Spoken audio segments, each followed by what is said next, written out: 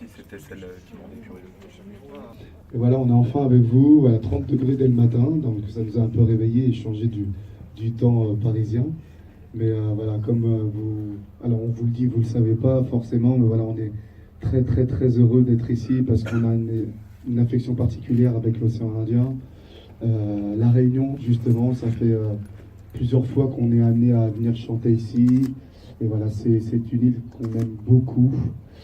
On vient pour un showcase qui aura lieu le 1er mars, au Loft. C'est-à-dire avec musicien ou pas?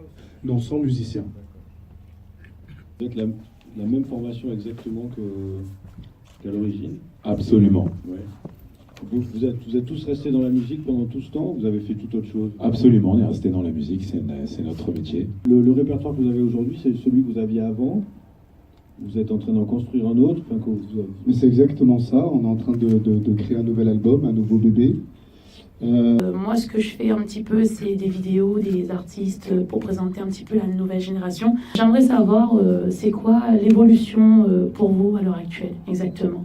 Au niveau musical, je parle. Au niveau du style musical? Oui, exactement. Nous, on a toujours été affiliés à la branche R&B. Voilà, une de nos premières ambitions, c'est de faire du R&B à la française. Maintenant, le R&B, c'est un style évolutif. Je veux dire, par exemple, aux États-Unis, les gens ne font pas de différence entre le R&B de Ray Charles, par exemple, et le R&B de Destiny's Child. C'est juste deux époques différentes. Quand vous parlez d'évolution de musique, vous parlez en tant que composition ou instrumentale? Les deux. Les deux? Les deux, puisque ça va de pair, j'ai le sentiment, non? Oui, exactement. Ouais. Donc les deux, on peut s'attendre des deux alors? Absolument. D'accord, parce que maintenant de nos jours, les jeunes, surtout à La Réunion, ils sont très très fans de Maître Gims, enfin des trucs comme ça, quoi. Tout à fait. Est-ce que on peut s'attendre à ce style-là à l'heure d'aujourd'hui? Alors, je ne sais pas si vous pouvez vous attendre à du Maître Gims. Moi, j'ai énormément de respect pour Maître Gims, attention. Maintenant, est-ce qu'on peut dire de Maître Gims que c'est un artiste R&B? Je ne sais pas. Maintenant, nos références, elles ont toujours été outre-Atlantique, forcément. Voilà, sans dire qu'on copie bêtement ce son, mais on aime, c'est du point de vue culturel. Donc voilà, c'est plus de ce côté-là qu'il faudrait regarder. J'aurais envie de répondre, en fait. Est-ce que le fait que tous les quatre vous êtes là aujourd'hui, c'est exceptionnel? Musicalement parlant, parce que j'ai cru comprendre que vous étiez séparés. Ce qu'il faut savoir, c'est que même à l'époque où le groupe n'était plus en activité, on n'a jamais cessé d'être en contact les uns avec les autres, parce qu'on se connaît quand même depuis l'école. Donc c'est pas exceptionnel, parce que même en dehors de la musique, on a eu l'occasion de se retrouver tous les quatre ensemble. D'accord. Alors on va passer un petit peu avec les confidences. J'ai 3 petites questions de confidences. Ça dépend. Et la première, c'est quel est votre pire souvenir sur scène? On avait fait un concert, je sais plus c'était où la chanson, à Marseille, et puis du coup des fans avaient pris ma chaussure.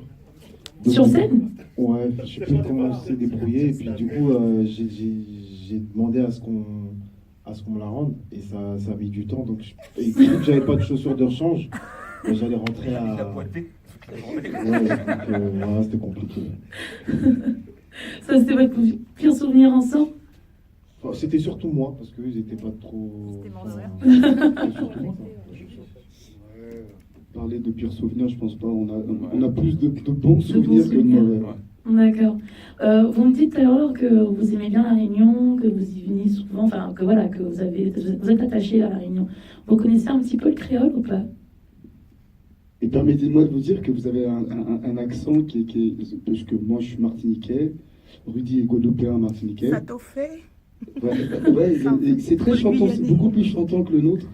Donc non, on ne parle pas ce créole-là. On essaye pourtant, on tend l'oreille, on a quelques difficultés. Vous arrivez à comprendre un petit peu? Ouais, un petit peu, il y a des petites similitudes avec le nôtre. Simi Diao, comme ça, comment il est? Pas Pardon? Non, c'est Si on se haut comme ça, comment il est? c'est café, On le café. connaît. Ça t'en fait. Café. Ça, on comprend ça. Ça veut dire ça t'en fait.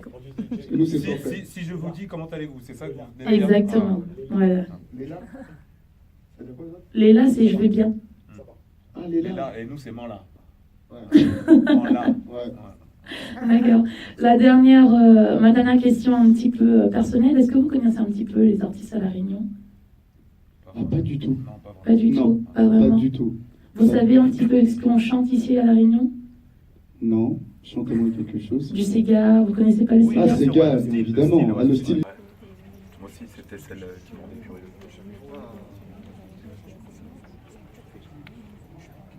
Ça doit faire les carreaux, toi.